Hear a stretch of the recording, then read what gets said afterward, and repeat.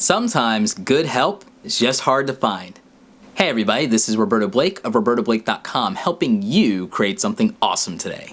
So today, I've got some advice for those of you who are looking to hire a freelancer, whether you're trying to hire a freelance graphic designer, a freelance video editor, a freelance whatever you happen to need today. We're going to cover 5 things that you need to know when hiring a freelancer, and I think this is going to be helpful for the far majority of you, especially if you're dabbling in something or you're running a small business. I'm also going to give just a little bit of advice for freelancers out there who should have an understanding of what a client might need and should be looking for. I'm going to be covering a couple of important things in this video. I'm going to cover how to find a freelancer in the first place, how to choose one, how to work with them, how much to pay them, and also how to make sure that you're getting what you paid for. So you'll definitely want to stay tuned and take a few notes during the video. One of the things a lot of people tell me that they struggle with is that they can't find a freelancer in the first place, and there's a couple of different ways you can go about it. One of the ways that I strongly recommend is that you get a referral from a trusted friend, business partner, or somebody that's already in your network. If somebody in your network has already used a freelancer for their services,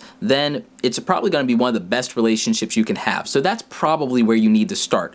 Ask a friend, a family member, or somebody that you look up to or that you know who's hired for this kind of thing before. If you don't have anyone in your network or you don't have anyone that you trust that you can ask for a referral, then maybe, just maybe, you go and you look at a freelancing website. I am going to recommend 2 here. There are some people who are freelancers who are not going to like these recommendations, but the thing is there needs to be an answer for everyone.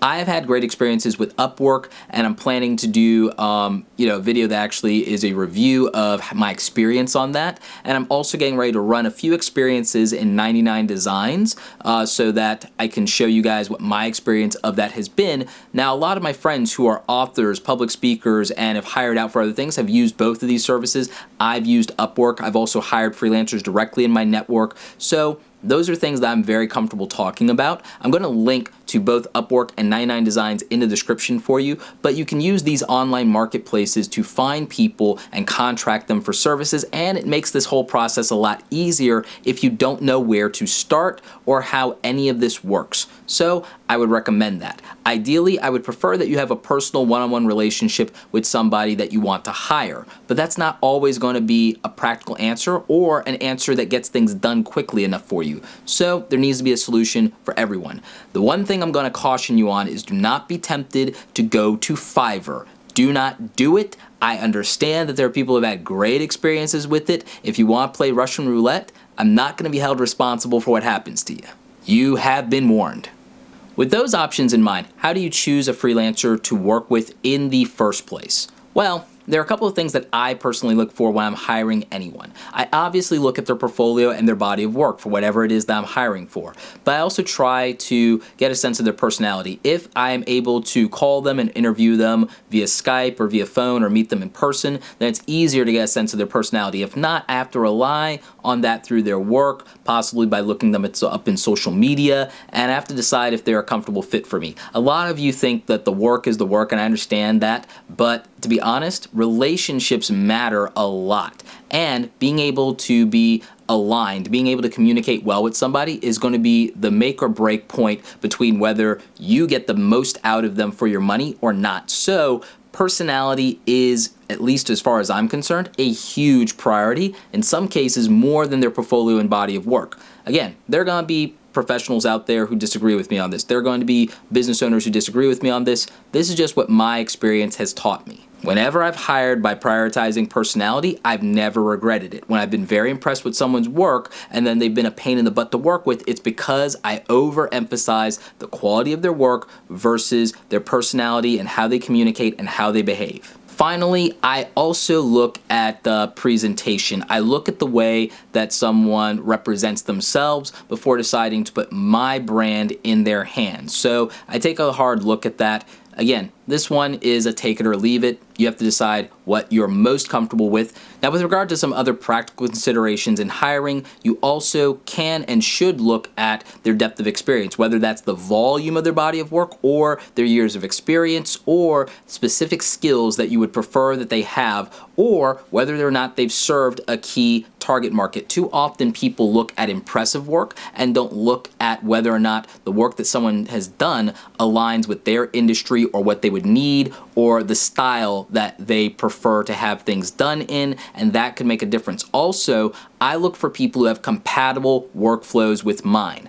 The thing is that I ultimately do a lot of in-house work myself for my business. I also work with people all over the country, if not all over the world, and we have to be on the same page. And in my case, what that means is we're using Adobe software across the board.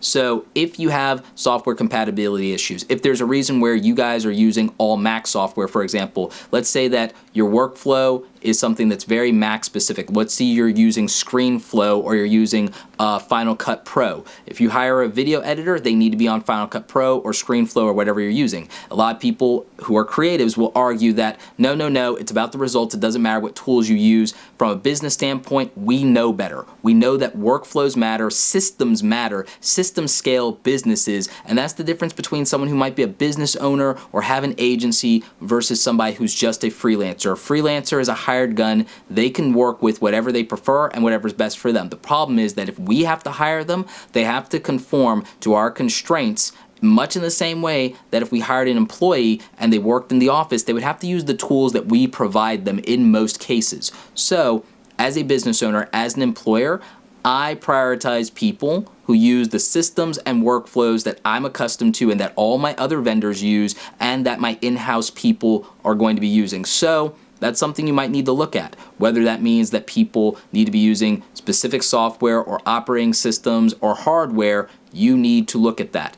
For those who are creatives, you need to understand that if you were a professional photographer and you hire a second shooter, most people who hire a second shooter as a photographer are going to hire someone who's using the exact same camera system as them. Why? They can swap out accessories, batteries, and lenses very easily, and they can explain things to each other and be on the same page very rapidly. You might like to shoot Canon. I'm shooting Panasonic. I don't have lenses that are compatible with yours, or I would have to invest in a speed booster to be able to swap out and use your lenses, and it doesn't mean that it'll produce the same results, etc., etc. It's the same thing with file compatibilities and systems. So, I understand where you're coming from. You want to be valued on your work only and not your tools, but there are business owners who that's not going to work out for. I happen to be one of them. Let's talk a little bit about how to work with a freelancer. Once you've decided whether you hire someone through a referral or that you reach out directly, or maybe you even took out an ad and hired somebody, you have to figure out what the working relationship is going to be like. You have to figure out how you're going to communicate with them. So you have to know, is it going to be via email that change requests are made and that you are communicating with them? Or is it going to be via phone calls? Is it going to be via Skype meetings? Are you going to be using Slack? Are you going to be using a project management system? This has to be clear, and you have to have a consistent form of communication, and you need to be able to reach each other. One of the reasons that I don't like certain websites, Fiverr being an example, is I don't like situations where I don't feel like I own the relationship with my vendor, with my freelancer, with my service provider. I like that sense of control. A lack of control creates anxiety for me, especially when it comes to getting work done, and so I need that in order to feel comfortable, which is like why I love to hire directly more often than not, rather than using a website or a service or a platform where I don't have that. Now, with regard to communication and things like that, I feel that Upwork does a pretty decent job of allowing you that. They're not sponsoring this video. I'm just saying that that's what my experience has been using that particular platform. So that's why I recommend Upwork and 99 Designs over something like Fiverr. That's one of many reasons, but you just have to keep that in mind. In general, you need to go ahead and have that agreement in place of, this is how we're going to communicate, this is how we're capable or allowed to communicate, and then you need to make sure that all communication is clear. You as the client need to set clear expectations for your designer from Jump Street, or it's going to be a problem. You need to also make sure that you understand what it is that they're going to be providing to you and that you ask appropriate questions. If you don't know, then ask. You are the employer. Don't worry about being embarrassed. Clarity is the most important thing. Don't worry about how you're going to look or be perceived. I guarantee you that they're not judging you, and even if they are, they want to get the work done for you and they want to deliver because that's the only way they're going to get paid. So don't worry about the embarrassment. Just be clear. Speaking of getting paid, let's talk about that. Typically, in a given situation when you're working with a freelancer, you're going to either have service fees, flat rates, or hourly rates. There is a temptation by many people who hire freelancers to get the cheapest hourly rate possible. I prefer to pay in flat fees for a project. This might require you as someone hiring to do your research as far as what something costs. If you don't know what something costs and you don't know what's appropriate, ask somebody. Find a person in social media who provides that service, reach out to them, DM them, whatever, and ask how much they would charge for something like that, and then start to figure out whether that's in your budget and then negotiate with your freelancer. Or you could just ask your freelancer what their rates and what their fees are. You could just ask, and then you can haggle if you want to, one way or the other.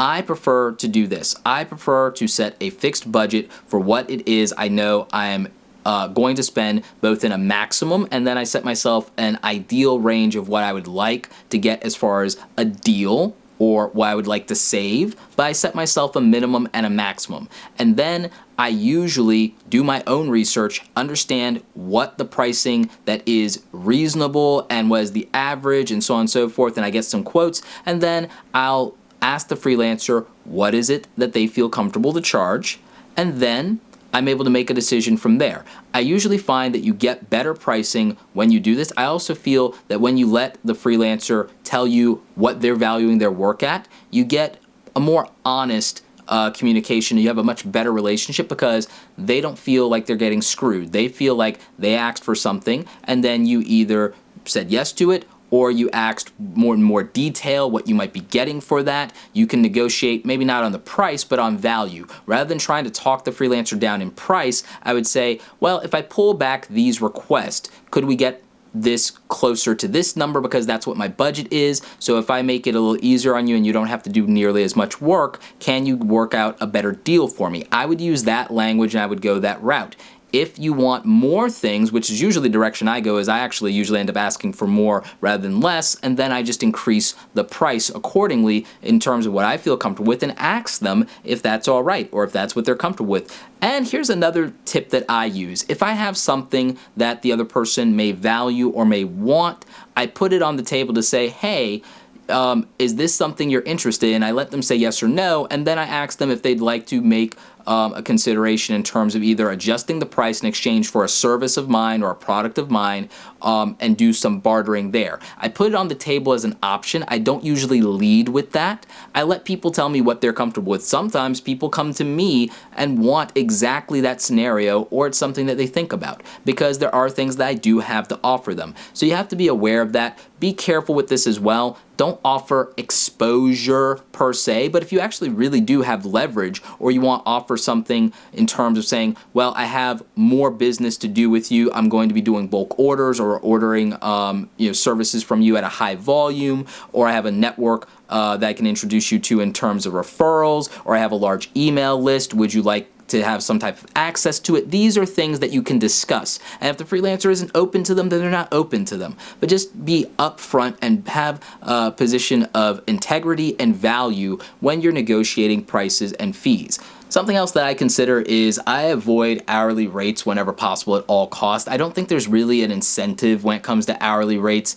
If you're painting my house and you're charging by the hour, you have every incentive to take 6 months.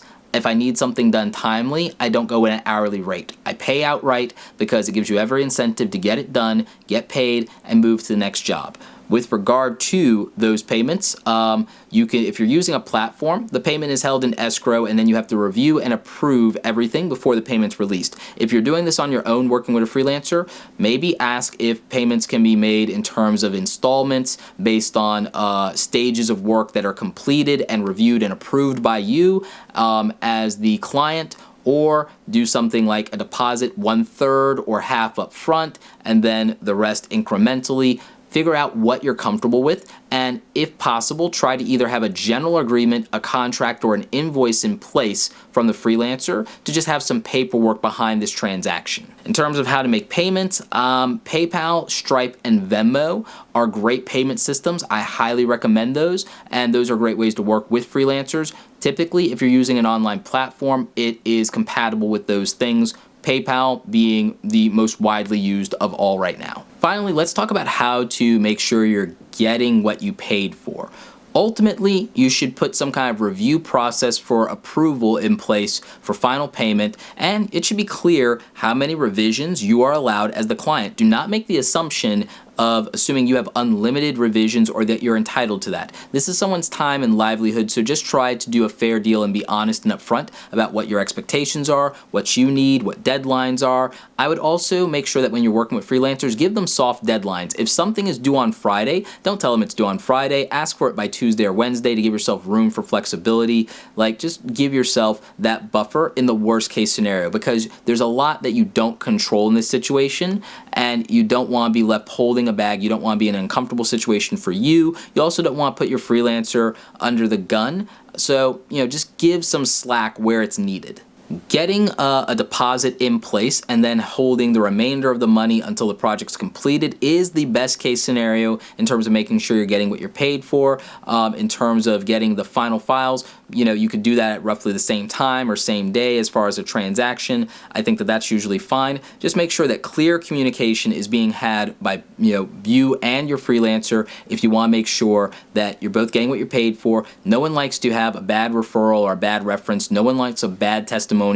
Everyone wants to feel that they've been treated fairly. So just make sure that you're operating accordingly and that you're making it easy for them and for you. So, clients out there, I hope this helps you understand how to hire a freelancer and tells you some things that maybe you needed to know. If you're out there and you're a freelancer, maybe this gives you a better insight into the way that a good client should deal with you, how you should be treated, and also maybe you understand what a client might be looking for a little better. I'd love to know you guys' thoughts on this video and the 5 points that I covered. Also, if you have any tips or advice that you want to offer either freelancers or clients, leave those in the comment section. I would love to have a really thorough discussion about this, so let's go ahead and get that going. Like this video if you like it. Don't forget to subscribe. Check out the other awesome content here on the channel. As always, you guys, thanks so very much for watching, and don't forget, go out there and create something awesome today. Take care.